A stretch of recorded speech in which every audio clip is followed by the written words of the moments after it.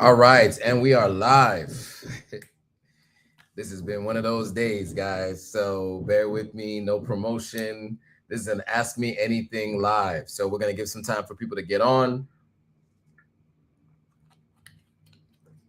Anybody who knows anybody who might be interested in anything pertaining to moving, investing, or traveling to the continent, you can share this with them. My guy Made in Africa is here. What's up? It has been one of those days. Let me get Instagram on here. I didn't even set up Instagram. Does anybody have any questions about anything pertaining to moving, visiting, or investing in Africa? I think what I can do is I can start by giving you guys some updates and some things that have been going on while we wait for people to get on. It's always helpful to give people some background, right? So, as you can see, my eyes are red.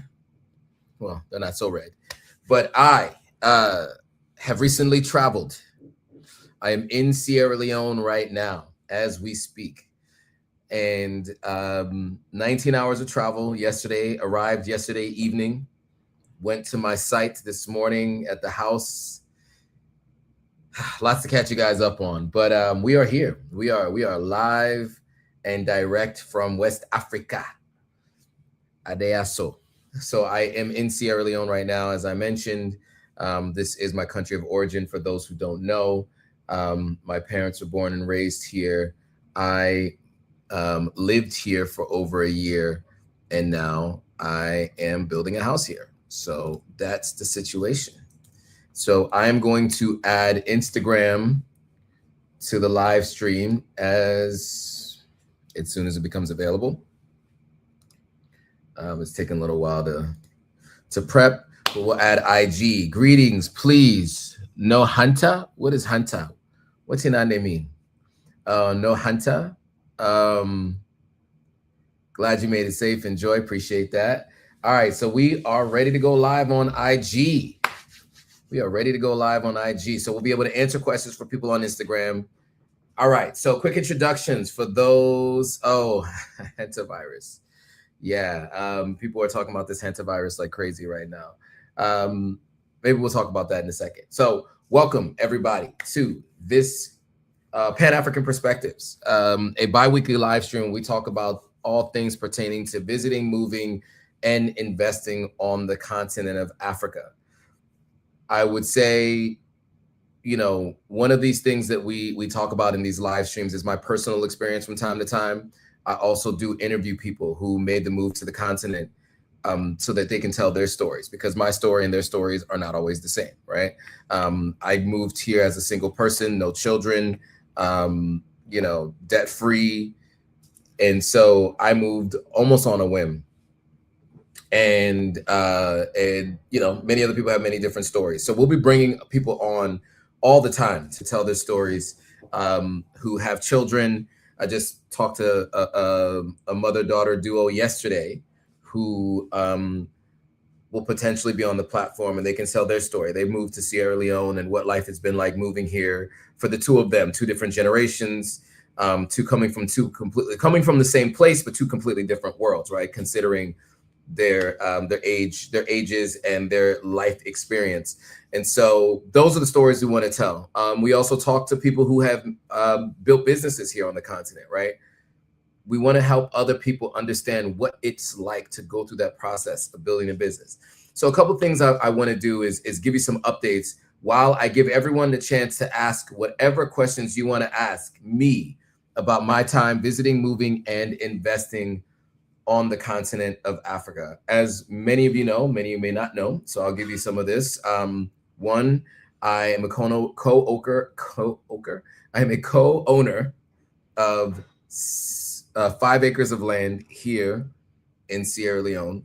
I also have a disputed 4 town lots as well. That's a conversation for another time, and we'll get to that at some point in the future. And also I have co-owner of 2 town lots of land as well. So in total, it's 3 different properties. I'm looking for more properties to buy, more land to buy.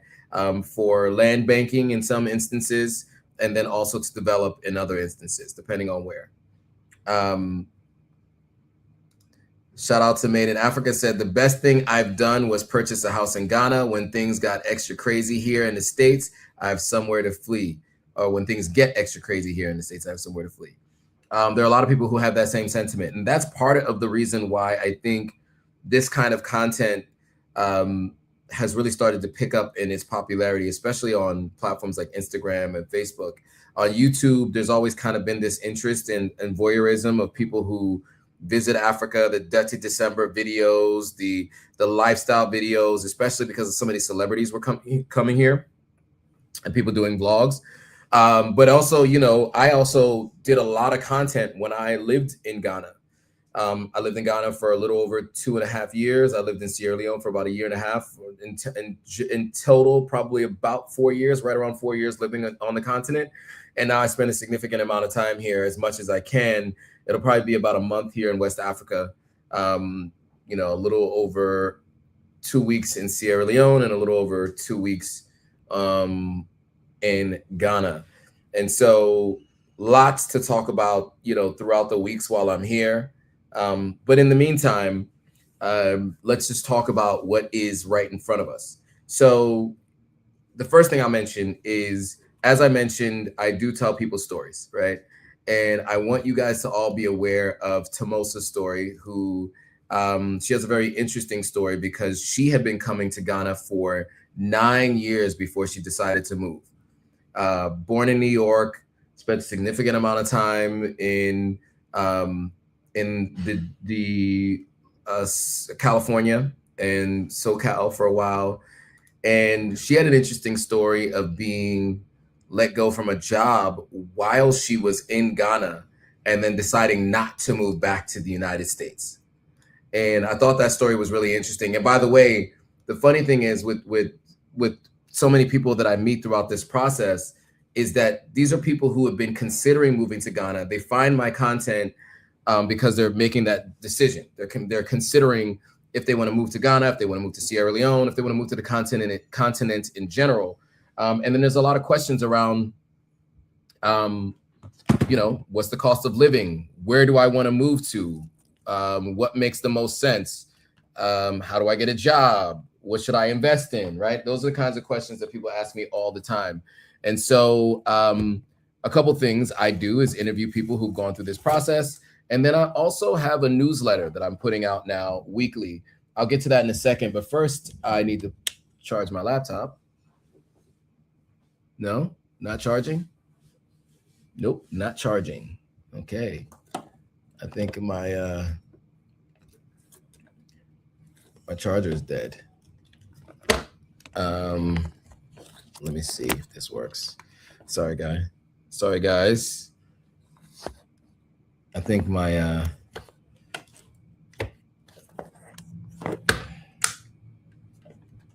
I think I probably killed this. Sorry, guys. It's not Salono. Some things just don't work. There we go. I think we're back in business, ladies and gentlemen. We're charging. Okay. So back to what I was saying. I apologize, guys. That was a lot of behind the scenes stuff, but my laptop wasn't charging. I can't let it die. So back to the discussion. So, okay. So there's a question. Cat Let Go asked, what do you think of Julius Malema, president of EFF political party, getting arrested for shooting 5 bullets in the air and screaming, kill the Boer? So, yeah, so, you know, I don't think that, and it's not kill the Boer. Is it kill the Boer? It's shoot to kill. Anyway, whatever. It is a phrase that has been said. It's an anti apartheid chant that had been chanted for years, and it was just something that they had been chanting. I think the issue is that people who are now in government don't like his current government administration, his stances. He's a firebrand. He's someone who has no problem speaking his mind and arguing in parliament. and people don't like him. People don't like him at all. And so he was sentenced to, what was it? 4 years or 5 years? Now, somebody did make a point the other day, and I want to make it clear. He's appealing, and while you appeal, as many times as you're allowed to appeal, from what I understand in South Africa law, you, in this particular instance, in situations like this, he has not been detained while doing this appeal. He was sentenced to 5 years. Thank you, Afuya. So he was sentenced to 5 years. We will see what happens. But as of right now, that's the situation, that's the circumstance. So yeah, any other questions that people have, please feel free to ask. This is an Ask Me Anything live stream. We are interested to explore gold business in Sierra Leone, how to connect licensed official gold dealers, traders in Sierra Leone. We are from Dubai, need good local connection to build a business. Rohit, I think you should email me directly. I know some people in the gold sector, not a ton of people, and it's a whole thing here, but send me an email. Shoot me an email to contact@authenticafrican.com. So that's the email, contact@authenticafrican.com. All right. So back to Tomosa's story, right? So we met in 2022. I'm not gonna tell you the whole, because we talked about this in the video, right? But I met her in 2022. She had reached out, and we were talking about her potential move to Ghana. And she was in LA. I had just gone to LA in 2022. I was in LA for my nephew's 16th birthday. That's right. It was his 16th birthday. I showed up to surprise him because I was in country. I'm not even sure if he knew I was in the States, because at the time I was living in Ghana. And I stopped by. And then while I was down in Orange County, after that, I went to LA because I was dealing with some stuff in LA. I have stuff in storage, etc. So met Tomosa, and she had mentioned to me that she had been thinking about moving to Ghana, and it'd been an ongoing thought process, but it really was a process. And so that's how she came across my content, because she started going to Ghana in 2016. And I moved after my first trip to Ghana within 12 months. Now, I also had been to the continent many times, already had land in Sierra Leone, already had dual citizenship in Sierra Leone. So I had already, obviously it's Ghana and Sierra Leone, two completely different countries, but I had a frame of reference having been to the continent many times, specifically to Sierra Leone. And I saw Ghana as a smoother transition to moving on to the continent. So I did that. Anyway, so she had seen my content and we were talking about it. And I was like, one day, if you do ever decide to move to Ghana, I'd love to interview you on the platform. So that is one of the more recent videos I did. I interviewed her, and that was posted last Sunday. This past Sunday, I did the diaspora. I guess I should just go to my YouTube channel, right, and just show you guys, right, instead of just continuing to talk about it.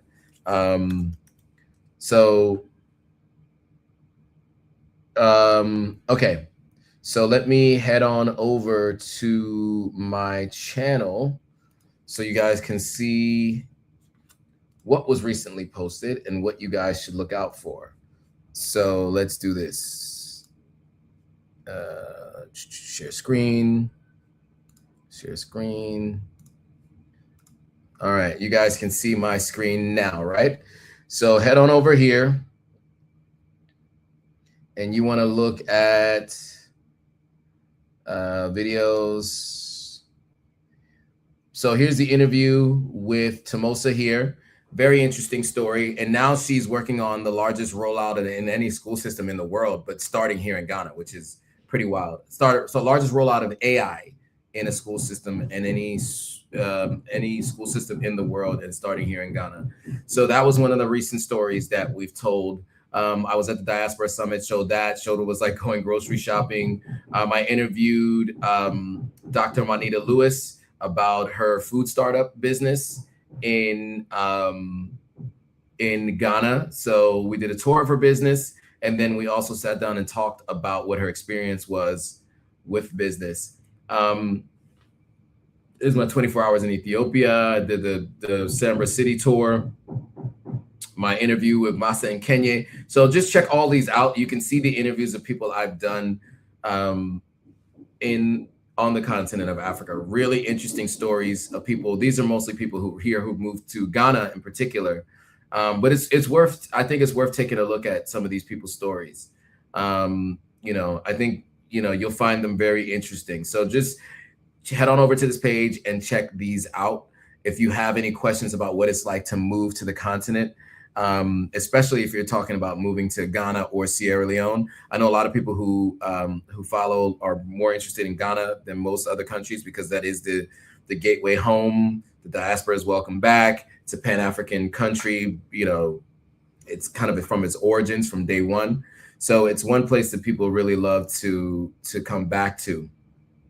And then I also have a newsletter that I put out, which many of you may or may not have seen. So let me show you that newsletter. And if you haven't seen the newsletter, click on the link in my description, because you should see it. Let's see. Let me see if I could just find the newsletter here. Okay, let me just go here. I'm just gonna show you in Go High Level. Guys, if you haven't already, you have a business, you should absolutely get yourself a account with something like a Go High Level CRM, where you can track all of your leads and capture people's contact information so you can follow up with them. All right, so that's anybody who has any business, not just African business owners, but those of you who are watching, probably African business owners. So this is what the newsletter looks like. I'll share this tab instead. So my newsletter usually kicks off with the most recent interview that I've done. Then some of the live streams you might have missed. So you can either click on the video here, or you can click here to watch. What else you might have missed. And then each of the weekly live streams. So if you want to see the full playlist of all the videos that I've done with Ivy over time, Pan-African Perspectives, which is the live stream you're on right now, the This Week in Africa, which I do with Gloria Ayo on Thursdays, and then every once in a while I do This Week in Sierra Leone with both Admire Demo and Fatima Sisse. So these are the live streams that I do. But when I send this newsletter out, if you haven't received the newsletter yet, then you want to click on the link in this description and fill out the form so we can start sending you the newsletter every single week whenever a video comes out. In fact, I sent one out this morning, if I'm not mistaken. So you'll definitely have to check that out. So yeah, so the newsletter, the updated videos. And everyone has been asking me about this. So two things. One, the subscription service. So I'm working on the Authentic African Collective subscription service. I will say that it will be live no later than the end of June. I start to give like faraway time frames now to ensure that it's available, but it's almost there. It's almost there. Maybe I can give you guys a sneak peek, a preview of it. I don't know if you guys want to see it. You let me know in the comments. Do you guys want to see what it looks like? But before I do, let me get back to some of the questions and comments. Let's see here. I'm watching from Liberia tonight.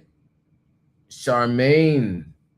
Wow, Charmaine watching from Liberia. What's up, Charmaine? I was on a flight with a bunch of people that were going to Liberia.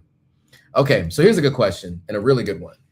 Afua says, how do you dispel the fear from people who are genuinely interested in moving to the continent, in particular Nigeria, to invest in the oil industry?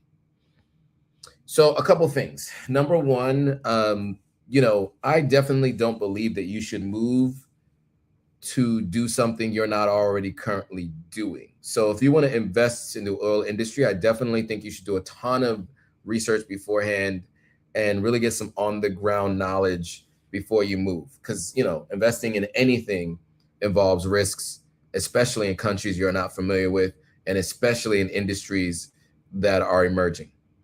But it is a very,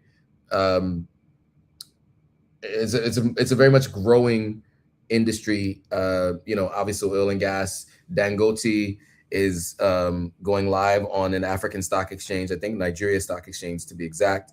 And he has a refinery that he's doing in northern Nigeria. Or in Nigeria, I can't remember if it's northern Nigeria, but it's in Nigeria.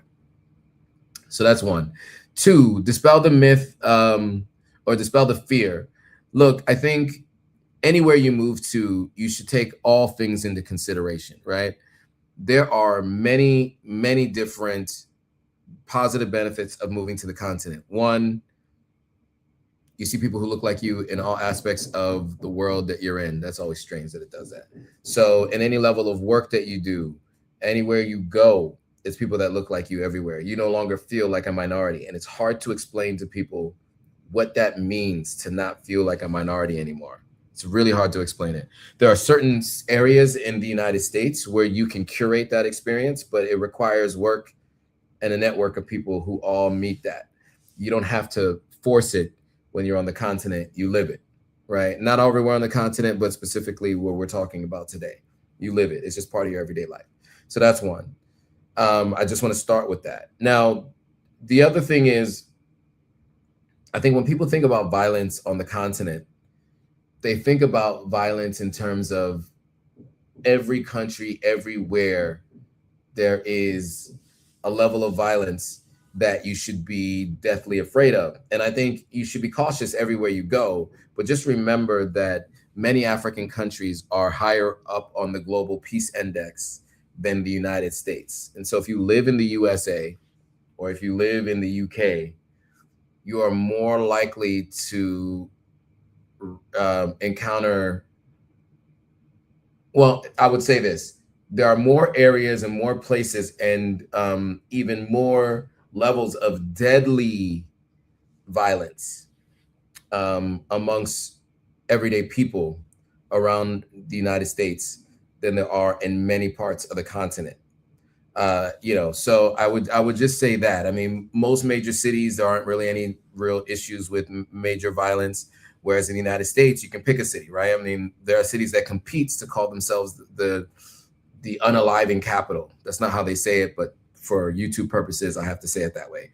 But you can remember that New Orleans used to say they were the unaliving capital. Chicago calls themselves Chirac, many people from Chicago. And you can go to Chicago and never run into any of that. You can go to New Orleans and never run into any of that. Not to mention, you can go to the state and you can be in the country and never see any. So you also have to think about that as far as the continent is concerned. Every country is different. Certain parts of the countries are different. And so where there are certain things happening, it's not as a country as a whole, and it's not a continent as a whole issue. I hope that answers that question and helps to dispel it a little bit. Let me know if it does. All right. Go Get a COC says, can you provide some links to any info you may have on purchasing land in Ghana? My wife and I think, are diasporans from LA. A lot of stuff we've heard, but long overdue for the black and white. Thanks. So my newsletter will have some stuff on real estate, and we do talk about sometimes real estate in Ghana. It's really, different newsletters that I subscribe to and trying to pull the best from each week. But yeah, I mean, as it pertains to Ghana, I'll just tell you this for free. To buy land in Ghana, you generally have to be at least a resident, for sure, a citizen. But I think you can have different ways to buy land, right? So anyway, we can do something on that. Ivy, Prosper, and I can talk about that next Monday, if that's helpful, since her and I are going live next Monday. So come back next Monday and we'll have Ivy and I can talk a little bit more about the specifics of buying land in Ghana in particular, because there are changes that are happening and some things that you have to do. You don't actually have to be a citizen. Actually, let me take that back. You don't have to be a citizen. I know that for sure, because there are definitely people who buy without being a citizen. What you do, though, is have to be diligent. And you have to follow the steps in the process and make sure that you don't try to skip any steps. All right, this might be a bit unconventional, but maybe those unattached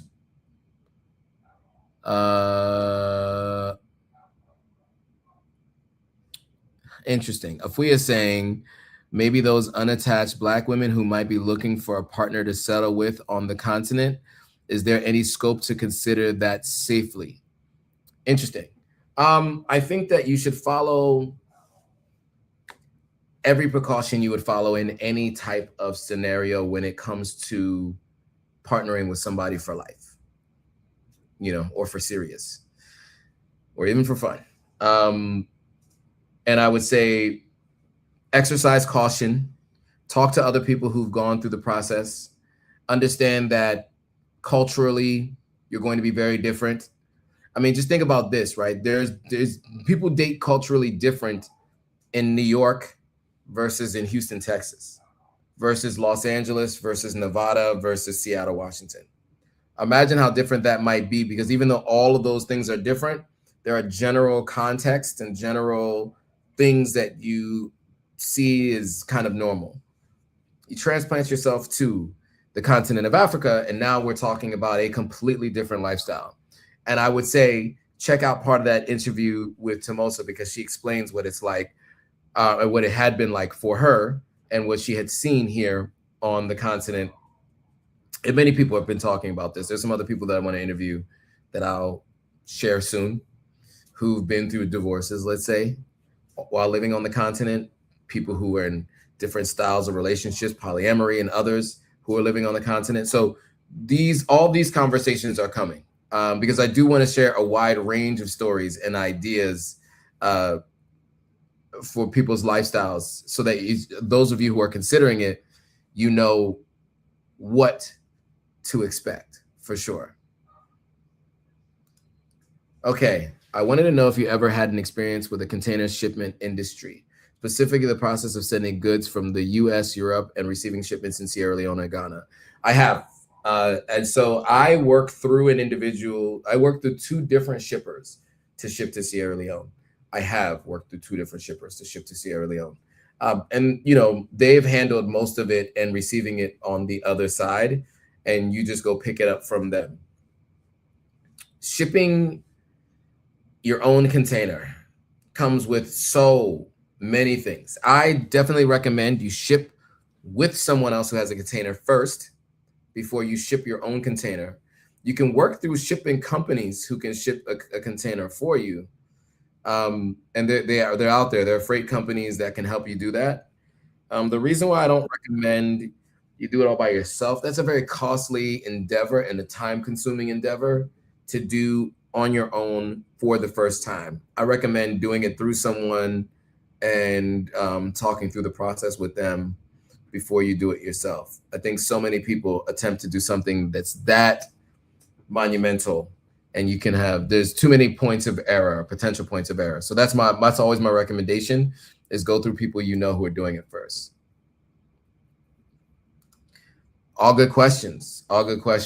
So as I mentioned, we are trying to do our best to inform people of all things visiting, moving, and investing on the continent. And so I've been doing the newsletter. I've done 3 or 4 newsletters this last 4 weeks. And so I plan to do one every single week about what is happening on the continent.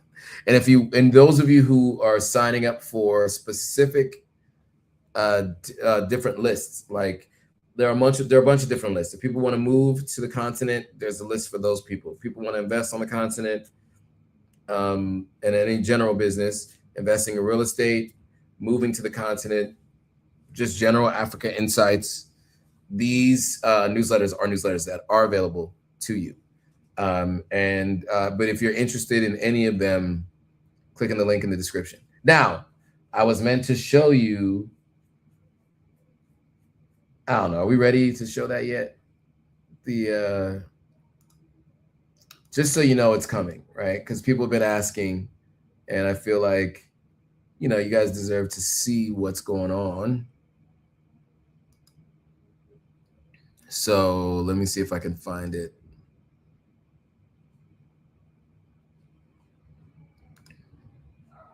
Let me see if you guys are going to be able to see this. There we go. So this is the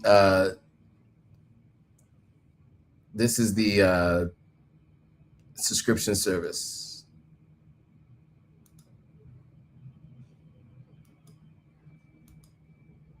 So FAQs are here. You know, the benefits, vetted investment, relocation guys, expert masterclass, private network. We're going to be doing a lot of interesting things here, and I'm just getting this all set up. But this collective is built for you, whether you're drawn to the vibrant culture, seeking a new home, or looking to build generational wealth. There is a place for you here. So visiting, moving, and investing. So yeah, this is the platform. And you guys have been asking for that subscription service where we also have candid conversations that will be there for sure. You guys have to let me know what you think, but it's coming. I told you it's coming. It's coming. And I want to shout out Aisha for helping me. She's been a long time subscriber, and she's been working together on a bunch of this stuff. All right. So question must be answered, right? Somebody wrote a comment the other day and was like, I thought this guy was building a house in Africa. What happened to it? Man, that guy was right. It's been a little while since I've given you guys updates. So look, you know, we went through an entire rainy season last year where we had mold issues. Instead of building all the way up to a roof, you know, we only built the first floor and then had a temporary roof put on, which is like tarping and stuff like that. And then we just did the finishes on the first floor. Mistake number one. You build all the way to the roof, especially in Sierra Leone, and especially where this house is. So that's number one, because where that area rains torrential downpours. So that was one lesson.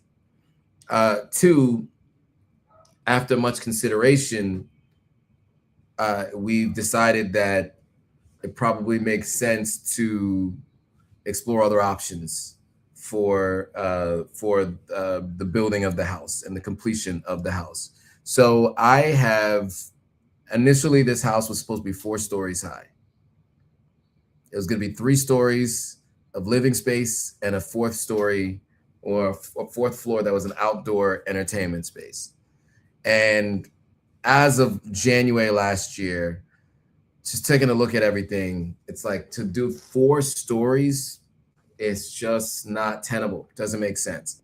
So had to put it on pause because there were just so many water issues.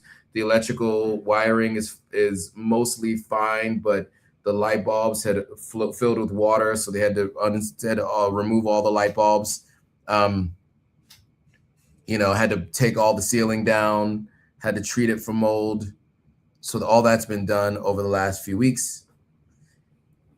Man, that's been a process, to say the least. I took a couple of friends there, and yeah, it was like, wow, you could see where there was some serious issues.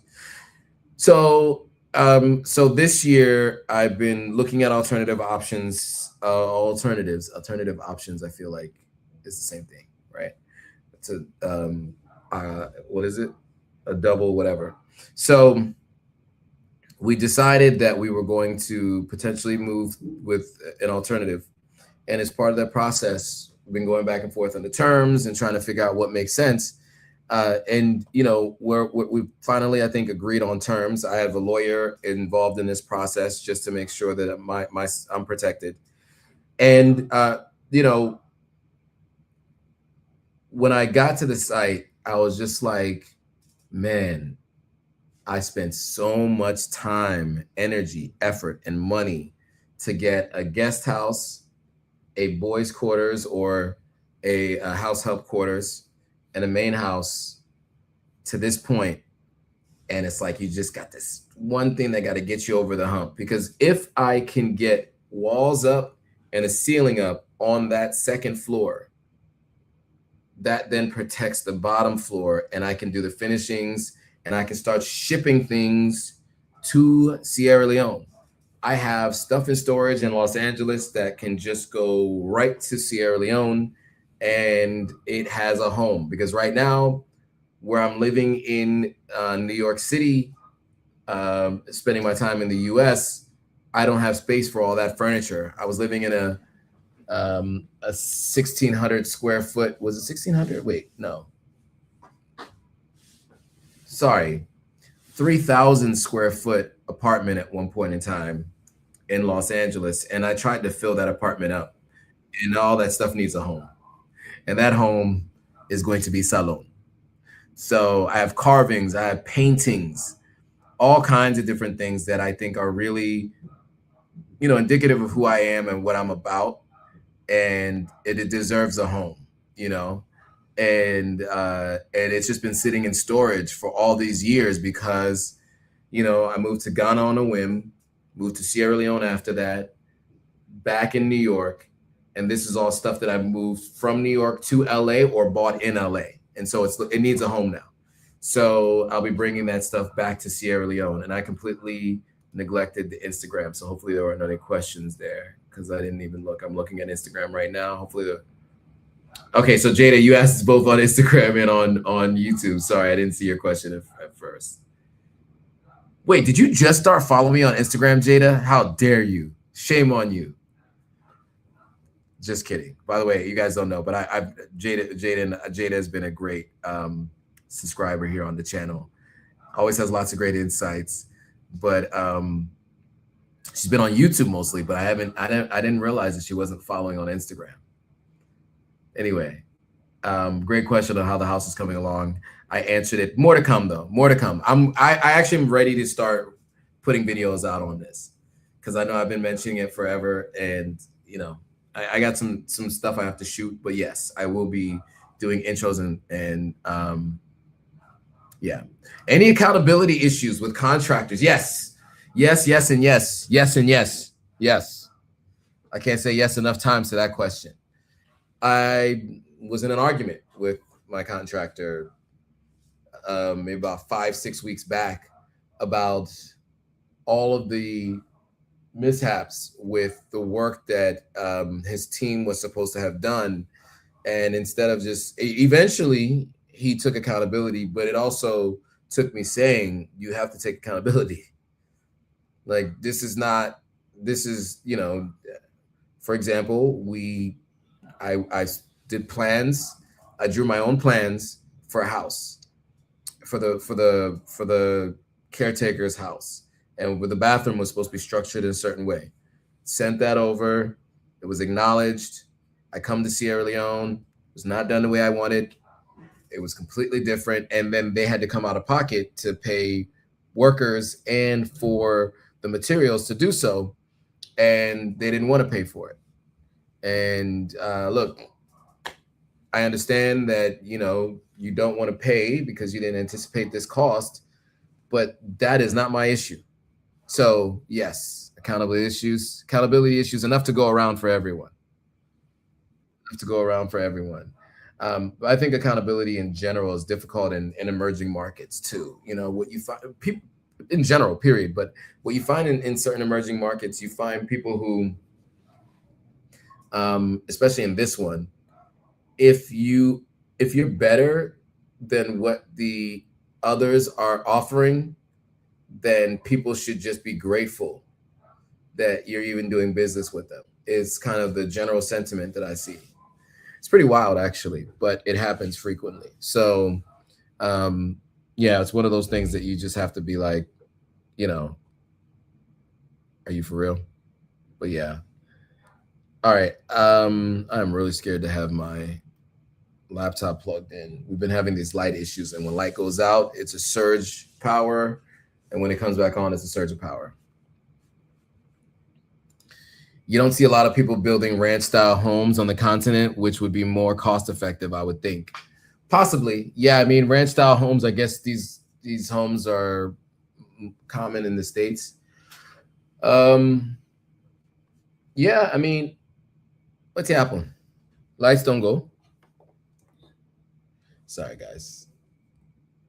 This is the light. Oh, I see. There we go. We're back. But yes, true. Ranch style homes are not. Shout out to Pro Woman who's back in the building. Long time to seize. There are ways to help Africa from America. Can you show African businesses and organizations in New York? Report on sister city relationships. You're busy, I know. Yeah, so that's a good point. So, like, for example, my barber is Ghanaian, and when I had locks, the woman who did my locks was Ghanaian. So I do definitely support African businesses in the States, but it would be good to feature them for sure. I think one of the challenges that I find, Pro Women, is that most of the audience tends to not engage with that style of content when I do content in the US. Because I think many people started following the platform because of my move to the continent and because I shoot so much content here. When I'm back in New York, there's not a lot of interest in that content, which is why I don't do as much of it, because this content is for you all to help you guys all make a decision. And by the way, the decision I'm trying to get people to do is to visit, move, and invest on the continent of Africa. So it's difficult to find something that makes sense to shoot content in America when the goal is to get people to make considerations about the continent. But I do think it makes sense for us to work as a collective community with group economics. Rising tide floats all boats or lifts all boats. And so the idea is that if we do work together and we patronize each other's businesses, then we can see positive impact for the collective diaspora and the continent through remittance, through house building, etc. So good point. I have to figure out how I can make that happen. Now back to Jada's point about ranch style homes. I'm going to type this in so everybody knows what she's talking about. Ranch style homes. Yes, I want to show you guys what ranch style homes look like, because this was a good point. So it probably would be more airy, maybe more cost effective. That's probably a good point. Let's take it on over to the ranch style homes. Let's see. Excuse me. Yeah. This is what ranch style homes look like. It may be more cost effective. These are definitely the kind of homes you find in like upstate New York, Vermont, the Middle East, Northeast. Yeah, Pennsylvania, like Vermont. I've been in houses like this all around the US. But it might be cost effective, especially if you have this much space. But yeah, so a couple of questions. Is the fear of the unknown? Okay, it's the fear of the unknown, but there are many Black people interested in relocating. Okay, that's the earlier question. Go Getter says, is the government actively involved in certain escalations regarding those mishaps, or is it all relationships? Sorry, can you remind me of what you mean by that? Are you talking about like, yes, can you, sorry, what's that in context to?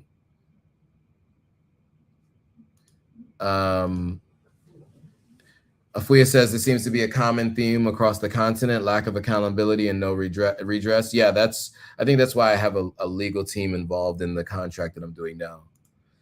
I'm going to try to get you a timestamp for last Monday's live. Shout out to Made in Africa. He used to do timestamps for me back when I first started the YouTube channel. I appreciate him because many of you guys watched the replays and were able to skip to your parts that you wanted to watch based on the fact that he put these together. So shout out to him. Am I using Starlink? Not currently, but I know people who are, at least 3 people, and they all are raving about it. I bid on someone's Starlink before and it was pretty good. So I will say Starlink in this country can have pretty good service. Not necessarily the things that people want to hear or talk about. I understand, because Starlink sometimes, CEO of the company is not one that everybody is excited about supporting. So I understand. But yeah, everybody I know who uses it says it's the best internet they can get in this country. Also, during the shipment process itself, what is the biggest headaches or problems you usually run into, and how long does everything normally take? It takes about 2, sometimes 3 months. That's the time it takes to go from Florida to Sierra Leone.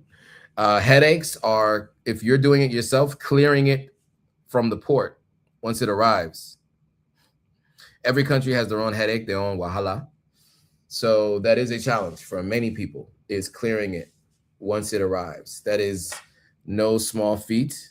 And sometimes it requires a level of patience that not too many people have. Yeah, are my eyes red? Oh no, it's just the way the glasses are. It does make my eyes look red though. And I am tired. So, 5 hours of sleep in 2 days, 24 hours, over 24 hours, whatever it was. Okay. So those are the headaches. It's really clearing it, right? So, a lot of times the shipment gets to the port, and if you don't have the right level of network, it can be 8-9 days before your stuff can get out. And there are like bureaucracy and steps you have to go through, or you have to give people their little commission here and there to allow them to expedite the process to get your stuff through and out the port. So is government an issue regarding real estate? No. It's mostly lack of people making sure that their stuff is registered with the government that leads to challenges most of the time on the continent. That's really the biggest issue, is that people, what I've noticed, and I've mentioned this before, so forgive me for those of you who have heard me say this before, but I think it's really important. I think when people are planning to move to the continent, they think it's just completely lawless and they can do whatever they want. And although there aren't levels of enforcement that you find sometimes in other countries, especially more of the countries that are more further developed in the terms of capitalism, what you find though is that if you think that you can go without following the laws, what do you think that other people are thinking, right? And what do you think your recourse is if you didn't? So absolutely, the biggest issue in real estate, I think, on the continent is people not actually doing their due diligence, making sure that they operate with a lawyer, making sure that they are sure that the lands commission or whatever that looks like within that particular country has the documents in the name of the person you're buying it from. And that doesn't mean that there are other people who can actually be involved in that sale. There's a lot of processes you have to go through. And the question was, if we is like, is that Starlink Elon? Yes, that's the Elon Starlink. Yes. Then what are you currently using in Sierra Leone? If I'm not using Starlink, I'm using the hotel Wi-Fi. Then again, they do have I forgot, they do have a Starlink. Damn. Lights don't go. But you guys can see me, right? I think it's good enough. I'm having trouble with this. I only have one charger. Oh, second screen just died. So that's a tough one. So no, I'm using the hotel Wi-Fi, but they have used Starlink previously, and they might actually be using Starlink. That might be what I'm on right now. And I guess you're asking because I seem clear. No connection issues, right? Which is normally an issue when I'm here in Sierra Leone. So good question. I understand why you asked. Go Get It says, understood. Also a common theme I've heard as well. So skipping steps. Oh yeah. So back to that. So people think they can come to the continent and they're like, you got a house for sale? Let me buy it from you. Let me give you cash. And to never see that cash ever again, or the house or the land, because people think that you can skip steps. People think that you can bypass the laws and the rules of the road in every major country, and you cannot and should not.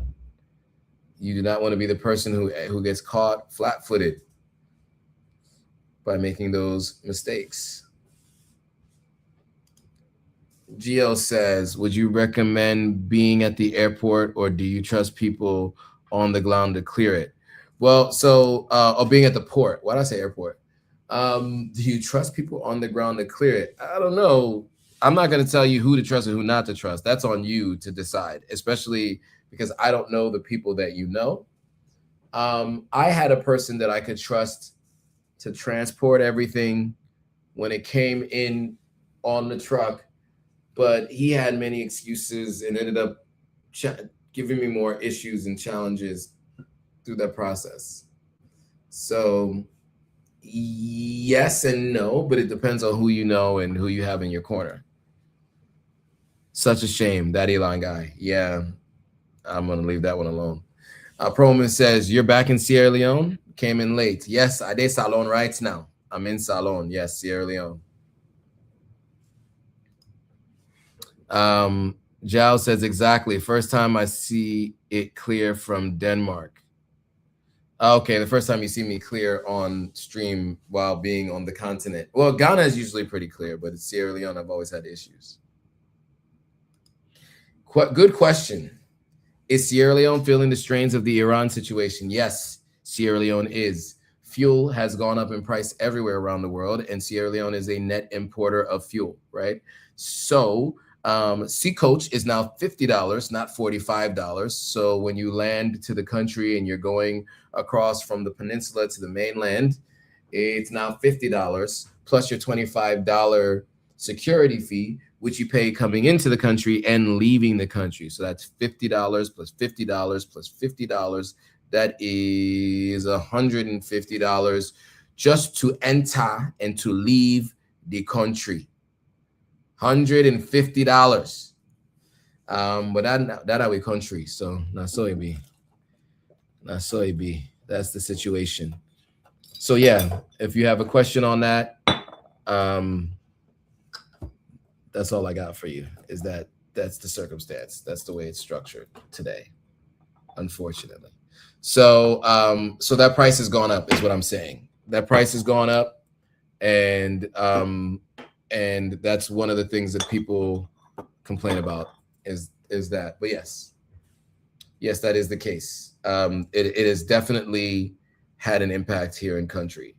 We've already seen inflation over the last couple of years, and it's only gotten worse because of the situation in Iran. So yes, to directly answer your question again, absolutely.